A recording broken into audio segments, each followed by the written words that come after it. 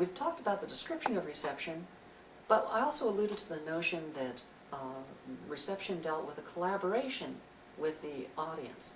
So is it communication or is it collaboration? Well, it's kind of both.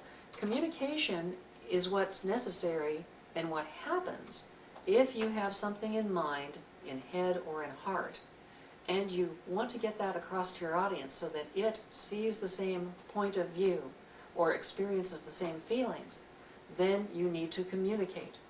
But if you are going to communicate, you can't just have a transmitter, you also need a receiver.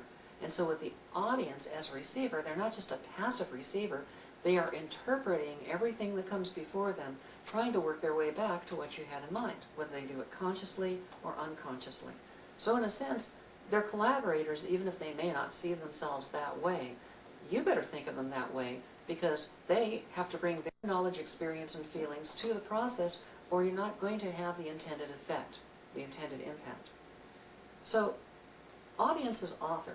They will sit there and interpret, and they may interpret something you've put up as a symbol, an intended symbol, to be something completely different than you had in mind and get a completely different meaning.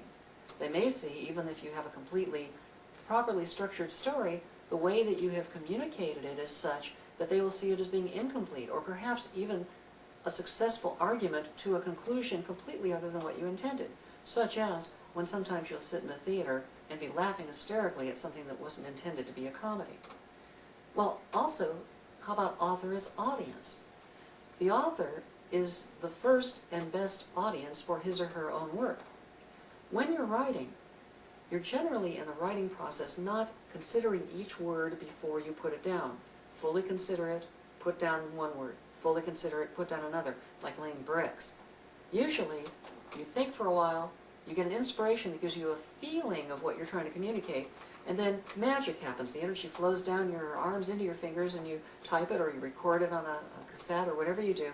You get your story out, and only as the words are hitting the page, after you've actually sent the signals from your brain subconsciously to make your fingers create these words, only as they hit the page or the television screen do you actually see what it is that you wrote.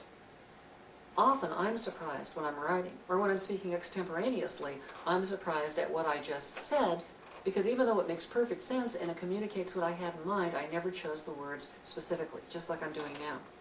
Same thing with writing. So you are your first and best audience, your greatest fan. You see the words before anyone else does, and you have the chance to look at them and say, this is awful, or this is wonderful. When it works, fine, keep going. When it doesn't work, how can you tell where the problem is? Well, by looking at the different stages of communication, you can determine if it's what you were saying or how you were saying it, and then figure out how to fix it.